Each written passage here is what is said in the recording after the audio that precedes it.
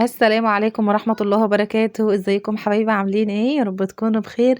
يا صباح الورد والجمال، يا صباح كل حاجة حلوة، وحشتوني كتير. النهارده ان شاء الله هنشوف مع بعض روتين حلو جدا. ويلا بقى ما تنسوش تحطوا لنا لايك للفيديو وتشتركي في القناه لو لسه ما اشتركتيش في القناه، وان شاء الله القناه بتاعتي هتعجبك.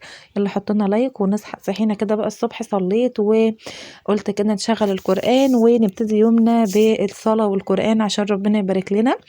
وابتديت كده ان انا جبت القناه دي اللي هي بتاعه مكه، انا بحبها.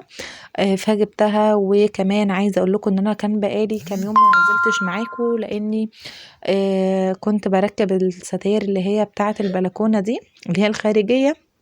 فكانت الدنيا طبعا ده يعني دبكه بقى عندي وكده، والدنيا مكركبه.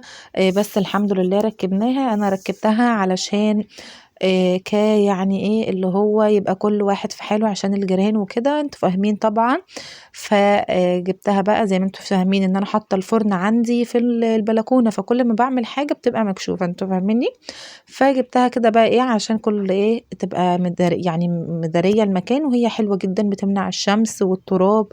وبصراحة حلوة لما جبتها وجربنا بقى كده يعني كام يوم وكده، فلقيتها بصراحة حميانة من برضو البرد وكده، مش مدخلة عننا حاجات كتير، بتخف يعني عنك الموضوع شوية. دي القماشة بتاعتها، انا دلوقتي بوريكم من العلاقات دي، حلوة جدا. هي اللي انا ركبت فيها، يعني الراجل اللي وريها لي قال لي دي بتقعد معاكي فترة كبيرة، ما بيجرالهاش حاجة ان شاء الله. تمام. ووريتكم القماشة دي، القماشة اللي هي التقيلة جدا، اتقل حاجة. كانت عاملة معايا المتر من القماش ده عامل 30 جنيه. فبس بصراحة أنا رحت عند حد يعني القماش عنده غير اللي بره، يعني أنا نقيت قماش تقيل جدا علشان الشمس وكده، وخصوصا ان الستارة دي مش هتنزل معاكي كتير، يعني مش كل شوية نقعد نغسلها وكده، لأ، لأن هي هتبقى يعني ان انت توصلي لها وتفكيها وكده صعب شوية. فجبتها حاجة تقيلة وحاجة تستحمل معايا الشمس وكده ما تتبهدلش. تمام. يعني ان شاء الله هتبقى كويسة وهتستحمل معانا بإذن الله. دخلنا بقى كده على الايه، هنعمل الاكل النهاردة.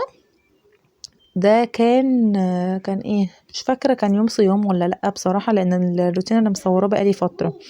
تمام. المهم هنعمل ايه، هنعمل كبدة. هو كان يوم صيام فعلا، كان يوم الاثنين وكان يوم صيام بقى. فقلت هعمل كبدة وهنعمل شوية مكرونة وهنقضي اليوم بتاعنا. وكمان يعني ايه لما بيكون يوم صيام وكده، انا ببقى سايبة للولاد حاجة من قبلها بيوم، عشان يعني طول ما انا بقى ايه صيام وكده فهم مش هياكلوا، لا، فانا ببقى مخليه عندي مثلا رز، حاجة اتبقت من اليوم اللي قبلها بخليها للولاد يتغدوا بيها. تمام. تبلنا بقى الكبدة قصدي.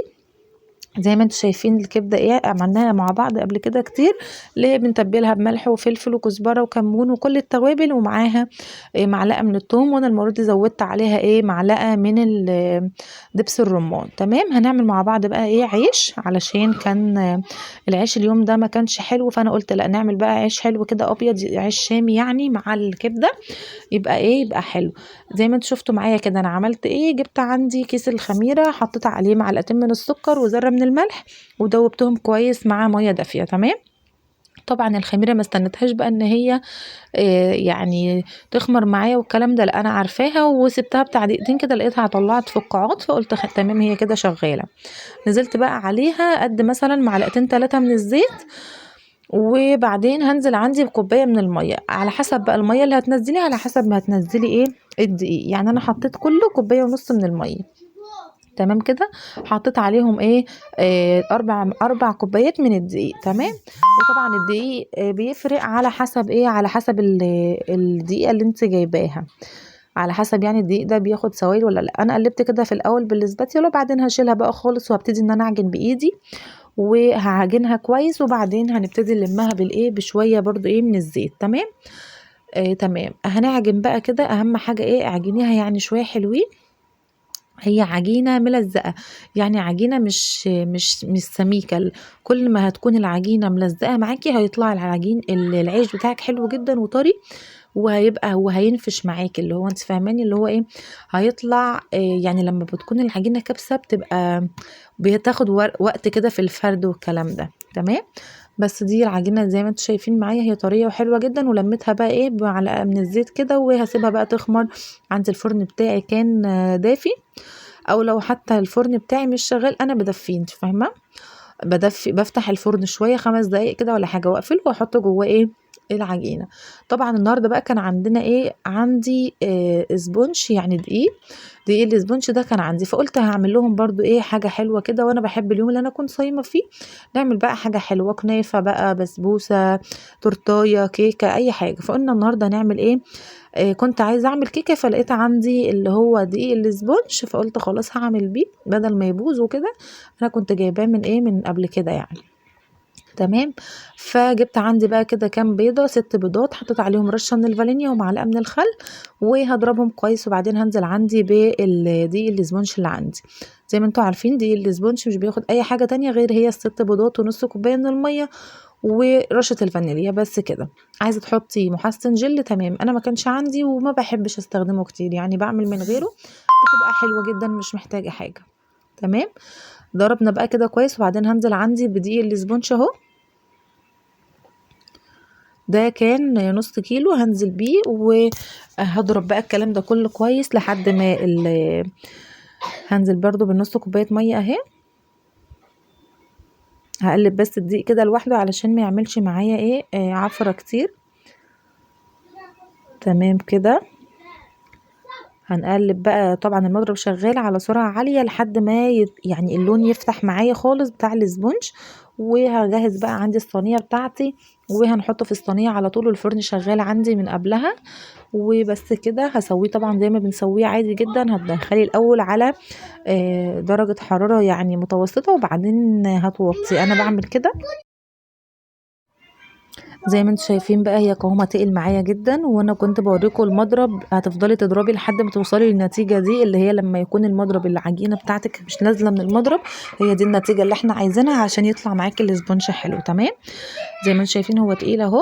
وانا جبت بقى الصينيه بتاعتي دي وحطيت فيها ورق عادي من بتاع الكشاكيل العاديه، عشان ما كانش عندي ورق ايه ورق زبده، فاشتغل معايا وكان تمام. انا بقى بوريكم هنا ان انا مشغله الفرن، طبعا خليته سخن وبعدين وطيت خالص وطفيت الجوانب نهائي وسبتها. عقبال بقى ما عملت الاسبونج بتاعتي، كانت العجينه بتاعتي خمرت، وابتديت بقى ان انا ايه اقطعها علشان عقبال ما الكيكه تستوي اكون قطعت العيش وندخل نسويه مع بعض في الفرن. جبت بقى كده صينيه جنبي عشان اقطع عليها وبلتها، بس قصدي يعني ايه دهنتها كده بدهنه من الزيت علشان العجينه ما تلزقش. طبعا هتكوري بقى العجينه على قد القطعه اللي انت عايزاها كبيره عايزاها صغيره براحتك. احنا عملنا العيش مع بعض برضو المره اللي فاتت، وانا النهارده قلت اعمله لكم تاني علشان الناس اللي سالتني على المقادير بتاعته بالظبط. تمام. عملنا بقى الكوره اهي. شايفين العجينه عامله معايا ازاي؟ العجينه خفيفه، والعجينه يعني طريه كده، مش يابسه ولا كابسه قوي زي زي العجينه التانية. احنا بنعمل العيش زي العيش اللي هم بيعملوه، يعني الناس عارفين العيش اللي هو البلدي بقى اللي بيعملوه بالمطرحه والكلام ده. انا من يعني واحده ما بعرفش اعمله نهائي، ما بعرفش اعمل العيش اللي هو بالمطرحه ده نهائي، يعني اعجنه تمام، انما ما بعرفش بقى امسك المطرحه دي واعمل عليها خالص. فانا فضلت لحد ما توصلت للطريقه دي، اللي هي ان انا بخلي العجينه بتاعتي تكون ماسكه شويه عن اللي هي التانية، عن العجينه بتاعت العيش الابيض البلدي يعني. وبفردها كده بالنشابه، دي اسهل طريقه ليا وانجح طريقه ليا بالنسبه لي، انا وصلت لها يعني. لان انا قبل كده عملت العيش اللي هو على الطاسه، كانت بنفس الطريقه كده، بس كان على الطاسه ما كانش حلو، يعني ما قبش معايا ولا اتنفخ. وعايزه اقول لك حاجه كمان، وانا بفرد دلوقتي بالنشابه، طول هتفردي قوي وهتخليه رفيع قوي مش هيقب معاكي. خلي العجينه حلوه كده، ما تكونش خفيفه قوي عشان يقب معاكي على طول. تمام. اهم حاجه برضو يكون الفرن بتاعي سخن، والفرن بتاعي يكون حامي من الجوانب، وتكون النار عاليه. تمام. انا هدي الجوانب شويه، وعندي اللي هي البلاطه بتاعتي من تحت هتبقى سخنه. على فكره عادي جدا تسويه في الفرن بتاع البوتاجاز عادي، مفيش مشكله. تمام. بس كده انا حطيت بس الصاج بتاعي ياخد كده ايه سخونيه بسيطه، وبعدين نزلت عندي ايه بحط كده الرغيفين وهقفل عليهم، مش بياخد دقيقة بالظبط كده، وبتلاقيه قب معاكي اهو زي ما احنا شايفين. وخلاص بيتحمر الوش من فوق، وباجي مطلعه على طول. طلعت بقى العيش بتاعي وابتديت بقى، كان بصوا انا عقبال ما ابتديت في الحاجات دي وبدأت معاكم روتين كانت الساعة 12 مثلا. تمام. فكل حاجة ورا حاجة بقى لقيت نفسي خلاص الوقت ايه، كانت الساعة 4:30. فرحت بقى قلت هدخل اعمل بقى الكبدة بتاعتي. العيش خلص والكيك طلعتها من الفرن كانت جميلة، وسبتها لما تبرد بقى مع نفسها، وهبتدي بقى نعمل الكبدة علشان الفطار طبعا. وبعد كده هنبتدي ان احنا ايه نزين بقى التورتيه بتاعتنا مع بعض. اول حاجه نزلت عندي كده ايه بمعلقه من الزبده، ونزلت عندي بالقوانص الاول، واللي هي قصدي القلب الاول علشان دي كبده بلدي، فنزلت بالقلب الاول عشان هو بياخد سوا اكتر. تمام. فخد معايا كده تشويحه، وبعدين نزلت عندي بقى بعديها بالايه بالكبده. هقلبهم كلهم مع بعض. هي الكبده مش هتاخد اي سوا طبعا، فيها كل التوابل بتاعتها وفيها الثوم بتاعها وفيها كل حاجه. عايزه انت تضيفي بعد ما الكبده تستوي كده، عايزه تضيفي معلقه من الصلصه، تمام. مش عايزة خلاص، هي بتبقى حلوة جدا وهي بالثوم والتوابل بتاعتها كده بس. تمام كده. خلصت معانا بقى الكبدة، وهعمل معاها شوية مكرونة كده بالطماطم. علشان طبعا الولاد ايه بيحبوا المكرونة لما بتكون اللي هي المكرونة بالطماطم دي، وانا بصراحة بحبها. بس بحب جنبها ايه بقى، احب جنبها تعملي جنبها كده بدنجان مخلل، طماطمية مخللة، بتديها برضو طعم حلو جدا. تمام. طبعا احنا الايام دي بنحاول ان احنا نعمل وصفات كده ايه اقتصادية بسيطة، مفيش لحوم يعني. بس الكبدة طبعا ما هي غالية برضو زي اللحمة، بس هي كانت موجودة عندي، فاهمة. ما حدش مش هياكل والله ولا حد. ايوه احنا كنا بنتكلم في الغلاء والكلام ده، بس كلنا هنجيب اكل، مفيش حد مش هياكل، مفيش حد مش هيجيب لحوم ولا فراخ. هنعمل بقى المكرونه كده زي ما قلت لك. هحمر بقى المكرونه، وبعدين هنزل عندي بايه بشويه من الصلصه كانت متسبكه معايا، هنزل منها بشويه، وبعدين هكمل الباقي ايه ميه. تمام. يعني مش هحط كتير عشان مش عايزاها اللي هي المكرونه كلها طماطم، لا هحط شويه وشويه عشان الولاد لما بيلاقوا فيها طماطم كتير مش بياكلوها. تمام. بس كده عملنا بقى المكرونه والطماطم، وطلعت حته مخلل جنبها، قصدي الكبده والمكرونه، وطلعت حته مخلل معاها، وكان فطار بسيط الحمد لله مع العيش. اللهم لك الحمد، ربنا يديمها نعمه.